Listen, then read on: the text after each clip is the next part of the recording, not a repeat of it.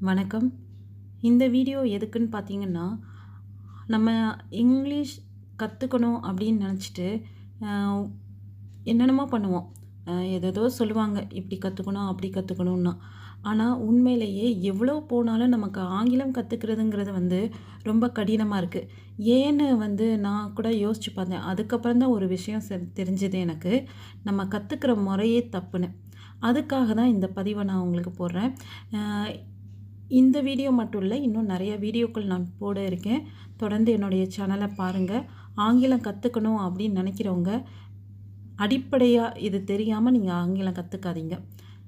அது என்ன அப்படின்னு பார்த்தீங்கன்னா, நம்ம ஆங்கிலம் படிக்கணும் அப்படின்னா, முதல்ல நமக்கு என்ன சொல்லிக் குடுப்பாங்க? ஏ, பி, சி, டி, இ, எஃப் அப்படின்னு சொல்லிக் குடுப்பாங்க.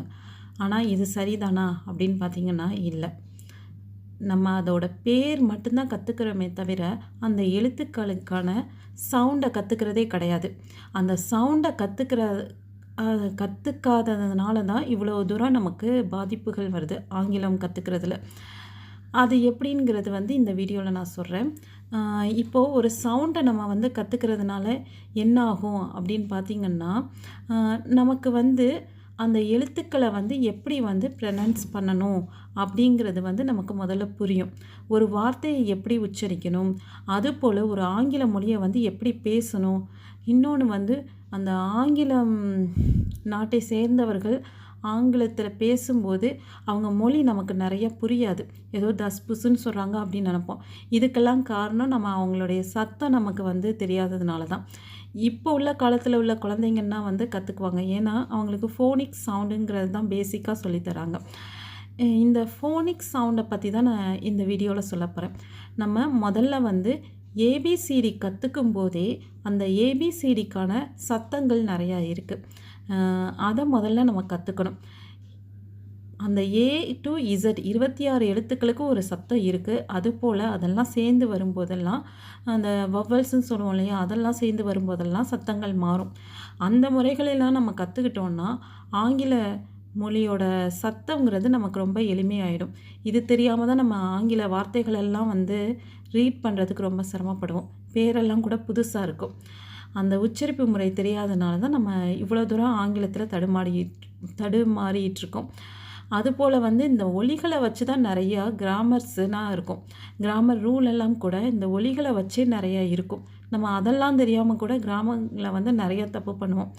இதெல்லாம் பற்றி தான் இனி வர்ற வீடியோக்களில் போட இருக்கேன். தொடர்ந்து என்னுடைய சேனலை சப்ஸ்கிரைப் பண்ணி ஆதரவு கொடுங்க. முதல்ல ஏபிசிடி பார்க்கலாம். இதுக்கான சத்தங்கள் என்னன்னு பார்க்கலாம். முதல்ல ஏ அப்படின்னா ஆ, வாயை நல்லா அகட்டி வச்சு தொண்டையிலேருந்து இதை ஒலி சொல்லணும். ஆ. அடுத்து பி. பீனா அதுவும் தொண்டையில் தான் பே பே. சி அப்படின்னா க. டி ட. இ அ.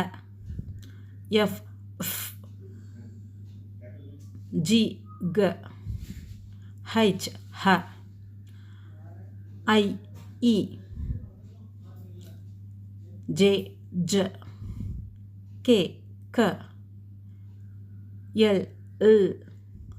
எம் ம். என் ன்.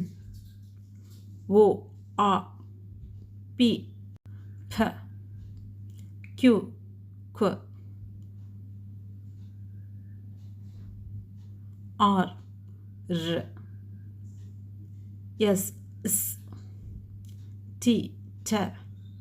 U a. வி வ். டபிள்யூ வ. X X. ஒய் ய. ஜி ஸ்.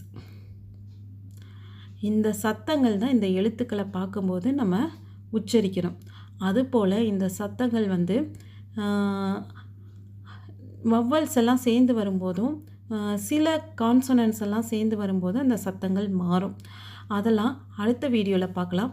முதல்ல நீங்கள் ஏபிசிடி கற்றுக்கும் போது இந்த ஏபிசிடிக்கான சத்தங்களை கற்றுக்கோங்க.